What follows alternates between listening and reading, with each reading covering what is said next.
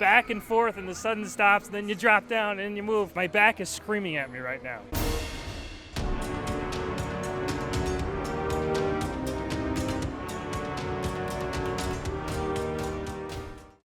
Walter Benaziac here, coming to you from Universal Studios, Florida. Today, we're taking a look at what the park has to offer this year and going on a few personal missions. I'll also risk my very soul on Revenge of the Mummy, the ride.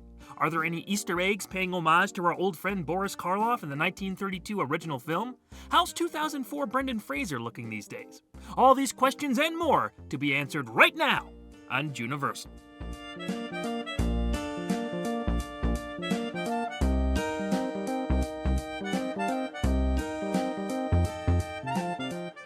Outside the park on the City Walk, I had a chance to visit the Toothsome Chocolate Emporium for the first time and get a chocolate ×5 milkshake. Even after a full day of walking in the hot sun, it was as refreshing and nourishing as a cool drink of water. I could have had 3 of those things. Universal's iconic spinning globe is always fun to see up close, and I took full advantage of the mist spraying out of it. You think you know me? On this day. Heading in through the archway, music from famous Universal pictures are played, and it does the trick for getting one in the mood. Once inside, I saw a few of the official stores celebrating 35 years since the park first opened in 1990. We first checked out the Central Park area. It's a nice quiet place in front of the lagoon. However, one of my missions was to find the Lew Wasserman statue, and I succeeded! Lew Wasserman was the president of MCA, the company that owned Universal through its most expansive time period. You'll find out more about that in future State of the Studio segments. This statue is huge. I was unprepared for how far it reached into the sky. I thought it was going to be a standard life-size likeness, but they made this man a literal giant. He could put up a fight against Optimus Prime in Production Central. Close by in the Springfield area are the time machines from Back to the Future. The DeLorean is always a welcome sight, and they have sound effects playing to remind us of the vehicle's fictional power. Just behind the DeLorean is the Time Train, or its official name, the Jules Verne Train from Back to the Future Part 3. I was half expecting Vern Brown to leap off the back and run for the bathroom. It's great to see they still have some regard for the area that used to house Back to the Future the ride before it was replaced by that famous Universal property, The Simpsons. Passing through Diagon Alley is always impressive to behold. I'm more of a casual Harry Potter fan, but butterbeer is good. We stopped by the Leaky Cauldron for a bite, and I thoroughly enjoyed my butterscotch beverage. I made sure to take a picture and video by the Jaws display before walking over to New York. I love that area. Just strolling through those alleyways and mock street sets puts me in a good mood. Might be my favorite place in the park. I got to check off a mission from my list when we sat and watched a performance by the Blues Brothers. We're on a mission from God. These were the same set of performers I saw a couple years ago, and they're still a blast to watch and interact with. They pull up in the Bluesmobile, I get to hear my hometown shouted out, they sing, dance, start a conga line, it's great. The music and performances are legitimately good, and both times I've been there, they slowly fill up the street with people, and by the end, they have everyone going crazy for 'em. I don't hear them mentioned too often, so if you're ever there, check out the Blues Brothers show. You'll have a good time. The NBC Studios building, featuring the race through New York starring Jimmy Fallon, was next on the list. Not to ride the ride, I had done that once before and never need to again. No, my mission was only to go inside and pay my respects to the king. Also, gesture my disapproval of the Crimson Chin here and, acknowledge Mr. Fallon. Hey, I like Fever Pitch. Moving on.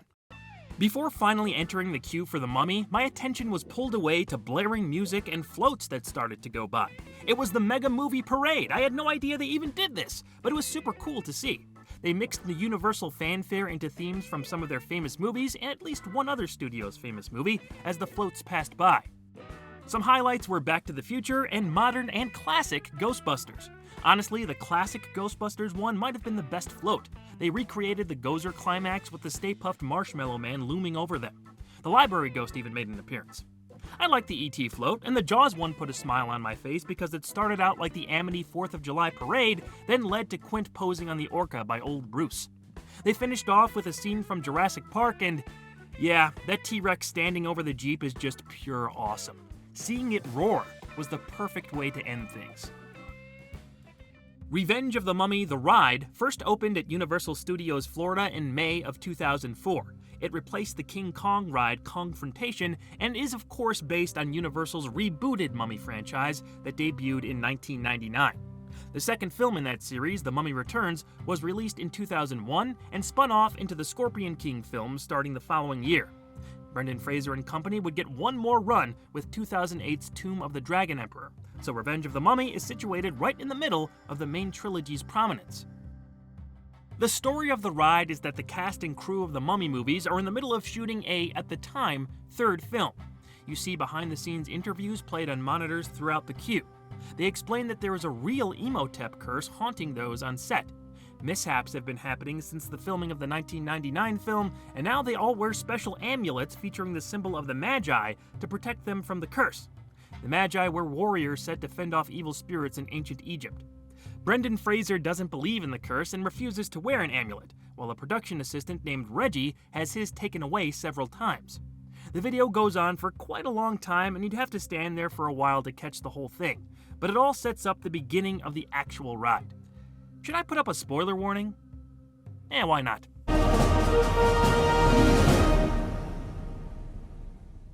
When you first enter the Museum of Antiquities building, you see that it's decorated as a film production set of sorts. Call sheets and location schedules adorn the wall, and pieces of wardrobe and facial casts are displayed behind caged fencing. Later, lighting equipment and even some large props are showcased. As you make your way deeper into the building, the setting changes to something more like what you'd see in one of the Mummy movies. Pillars with Egyptian figures fill the queue, and the overhead lighting becomes more dramatic. A few well-placed artifacts also start showing up. There's a little mirror video screen on the back wall that shows a black and white camera shot of a different part of the line. A glowing blue scarab sits below it, but nothing notable happened when I touched it. The light just went out. Soon, the wall paintings and surrounding space start to look more elaborate with torch-like flickering lighting. Excavation gear starts to pop up, and it's clear we're now in the middle of an active dig. More and more Egyptian artifacts are displayed or partially uncovered, making for an increasingly exciting atmosphere. It's then you climb a flight of stairs, revealing a giant statue of Anubis bathed in moody blue light and surrounded by sizable wall carvings. At the far end, you see you've reached the loading station. An exitway is located in the center of the two tracks, standing out with stark, bright orange lighting. The way they decorated that area like a tomb is fantastic. You have to admire the craftsmanship. This all really sells the ride we're about to take. The coaster starts with a slow creep forward deeper into the tomb. We see the Reggie character from the pre-show video all wrapped up, warning us to leave or find the Magi symbol before Imhotep shows up. But it's too late. The mummy steps out of the shadows and absorbs Reggie's soul. I gotta give props to the voice acting here. Everywhere I've looked says it's Arnold Vosloo reprising Imhotep, but I'm not 100% convinced. If anybody out there can confirm that, please leave a link in the comments. In any case, his voice fills the space in a way that gets your adrenaline pumping as everything gets more intense. Imhotep appears in front of us, telling us to serve him or die. This is where his reanimated guards spring up with bursts of fire appearing on all sides. In the next room, beetles emerge from the wall and completely cover it just as we're sent backwards. The Magi symbol appears before us, but Imhotep appears again, eventually telling us our souls belong to him as the train blasts forward into his mouth and the coaster really gets going. The music in there is great and adds so much to the experience. We fly past glowing spirits that have always felt a little old-school carnivalistic to me, but I love that about it. Then it's my favorite part. The false finish. A ride attendant behind glass appears in shadow, telling us to keep our limbs inside the vehicle before her soul is sucked out. The ride keeps going. Imhotep lights up the ceiling in a wave of flame as we're launched into another round of high-speed action. It's quick but thrilling until the Magi symbol appears again to finally save us. On the other end of the symbol, a screen with Brendan Fraser comes into view. He hopes we enjoyed ourselves and shouts for the cup of coffee he's been trying to get the entire pre-show video. It's finally delivered to him by Imhotep, and the mummy attacks as the screen goes black. After we exit the ride vehicle, you can see a few pieces that finish the story. A poster for a rap party and a missing person flyer for the now dead Reggie close things out. The post-attraction shop is one of the best. I love all the old pictures on the wall, props, statues, and just the general vibe of the place. And I can confirm our pal Boris is down there, chilling in his sarcophagus just as he did in the 1932 film. Awesome to see that old movie still gets some sort of acknowledgement there.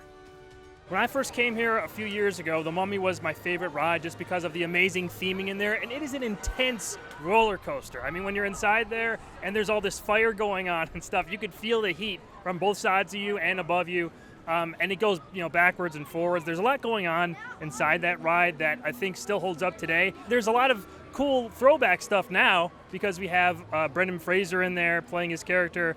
Well, actually, he's playing himself on the set. That's the whole thing. This is like a meta story within the ride. The ride itself is great. It kind of reminds me, like the queue and everything, reminds me of Indiana Jones at Disneyland. That ride's fantastic. One of my favorite rides at Disney. The remake of The Mummy from the 90s is like Raiders of the Lost Ark, kind of has that same kind of tone, and they sort of did that same thing with the theming of the ride here. As I'm getting older, this is a 36-year-old man talking to you now. I don't know how much more I could take of like the back and forth and the sudden stops, and then you drop down and you move. I don't know. My back is screaming at me right now, but it was still a lot of fun. One of my favorite rides. It's got to be in the top 5 for me. Nah, top like 2. Still got to be in like the top 3 for me. Yeah, I loved it. The Mummy. It's a little intense, but I can still handle it for now. This ride is worth a long wait, with an excellent queue to keep your attention that builds perfectly to one of the best indoor coasters I've ever been on. Revenge of the Mummy is just that good.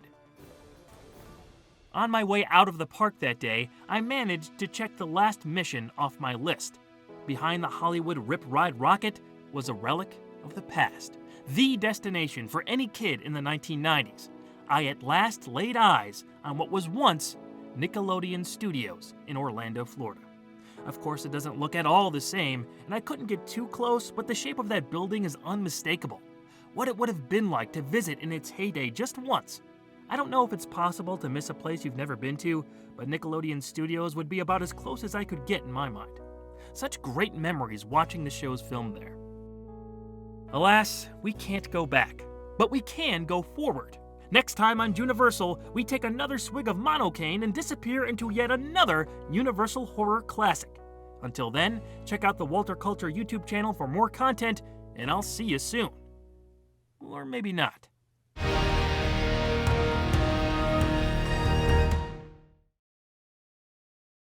This episode of Juniversal was shot outside the old Nickelodeon Studios Orlando at Universal Studios, Florida.